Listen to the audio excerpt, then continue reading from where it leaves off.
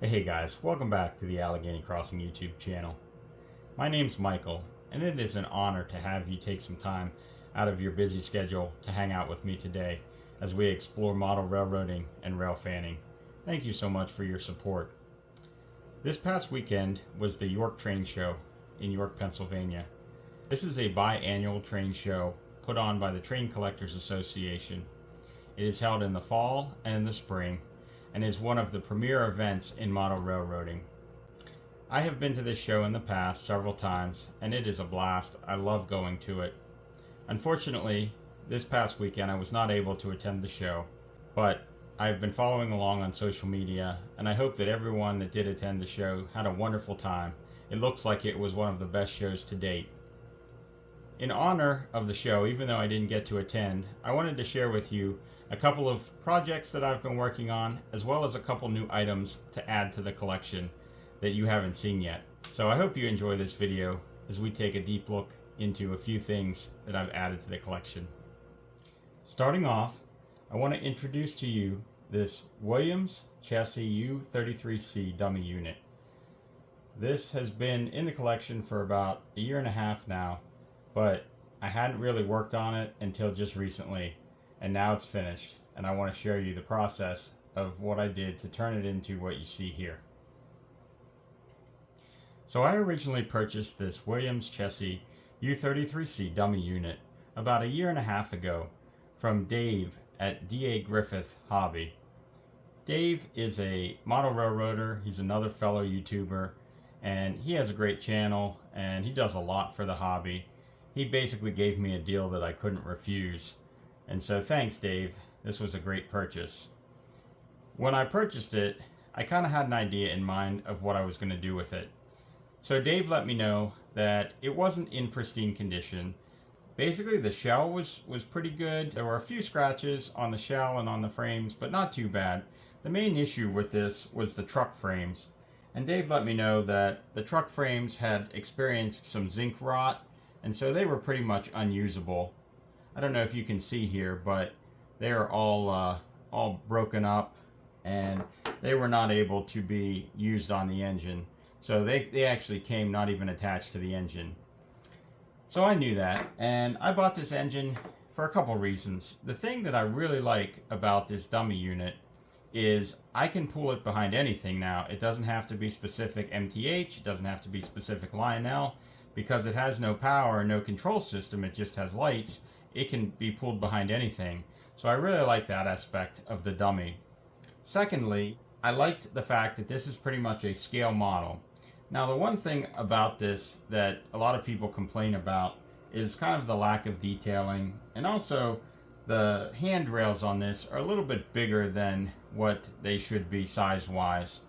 But I started looking at this and I said, how can I make this more realistic, more prototypical, make it look good behind my other engines that are more detailed, my scale engines and so forth. So I found a picture online, and I used that to basically gut this engine and add some more detail to it. The shell itself I didn't really do anything to. It had a pretty nice paint job. There are a few modifications, which I'll show you in a minute, that I did to the shell, but other than what I'm going to show you, I left the shell alone. The main focus was on the frame, the truck frame, the trucks, and the undercarriage. So I had mentioned that the original trucks were zinc rotted. So I actually found somebody on the OGR forum that had a set of Williams U33C truck frames, and I was able to purchase them off of a gentleman for a really great price, and he shipped them to me. So that covered that problem. Then I was looking at it, and I realized that the frame was pretty generic. They had painted the whole frame orange, the Chessie orange color. Now, one thing I'll say about the colors on this, they probably don't match exactly the true Chessie colors. There are so many different variations of the Chessie color across models and even in real life. So my goal was not to try to change the coloring to match, but my goal was to basically find colors that would already match the shell that was painted. So one of the things that I did to this was I painted the bottom of the frame and the top of the frame blue in the Chessie blue, because like I said, the frame was completely orange, which really kind of accentuated those large handrails. And prototypically, the bottom of the frame would have been blue, the treads where the men would have walked. I also painted the front and back section under the handrails blue as well, so that it would blend in more with the front and back truck assembly. The other thing that I noticed with this was on the side steps, they were also blue, and in the prototypical ones were actually yellow to match the body, with the orange trim on the treads of the steps going up to the frame. So I hand painted those yellow and put the orange on for the steps. I also added some detail to the gas tanks, the fuel tanks underneath. I added a little bit of red for the filler cap and the sight glass level. In addition to that, the couple things that I did do to the shell itself was I painted the walkways blue again because they were yellow. Prototypically they would have been blue. And then I also painted the top of the nose blue because it was completely yellow, and prototypically it would have had a blue patch on it. In addition, I also painted the front headlights yellow. Some of the pictures I saw online had these blue, some of them had them yellow. This model came with them blue, but to add a little more flair and a little more detail, I painted them yellow. One last thing I did on this was on pretty much all of the pictures I saw, there was a manual brake lever on the one side of the front nose of the engine. So I happened to have a spare brake lever around from a car or something. I disassembled it, drilled a hole into the side and mounted it in there, painted it yellow to match. I think it looks really good. Lastly, I added a couple figures into the shell so it looks a little more realistic, and it's not just an open cavity there in the cab. Finally, I painted the whole model with dull coat. So this was a pretty shiny gloss paint job, and it looked a little bit out of place compared to my other models that have more of a semi-gloss or a satin kind of finish. So I wanted this to blend in more with that. So I used Testors dull coat, and I sprayed the frame. I sprayed all the components separately before I assembled them back together. So I sprayed the shell, I sprayed the frame, sprayed the trucks, the fuel tank underneath, and I think that really gives it a nice sheen. It matches along more with all the other engines that I have. So then after it was all dry, I reassembled it. Those were the things that I did to this engine to kind of spruce it up, make it more prototypical, and I'm really excited to have this as a part of the layout. So the next thing I want to share with you is some rolling stock that I recently added to the collection. So I'm going to show you 3 different freight cars, and these 3 cars are all Atlas O scale cars. They are very nicely detailed, and they were pretty much brand new in the box when I got them. Starting off, I'm going to show you the first car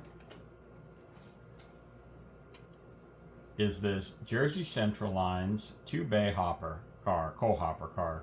So this is a beautifully detailed Atlas O car. It's got all the detailing you would expect from an Atlas car, and it's pretty cool because I didn't have any Jersey Central on the layout. So now I have added this 2-bay Jersey Central coal car to the collection. Very nice piece. The second car I want to share with you that I added is this Delaware and Hudson Air Slide hopper car.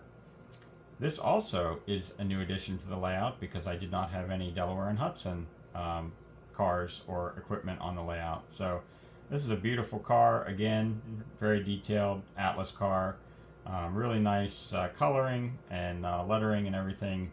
So this is another nice addition to the layout. And finally, this big monstrosity. I have joined the Berwick High Cube craze that is going on right now. So this is probably the largest car, box car, or freight car that I have on the layout. This thing is massive. Again, nicely detailed Atlas car. Very, very nice. You can see all the extra features that they have on here. Between this, the air slide hopper, and the 2-bay coal hopper, I'd say these are just some really nice additions to the layout, and I'm thankful that I'm able to have them here.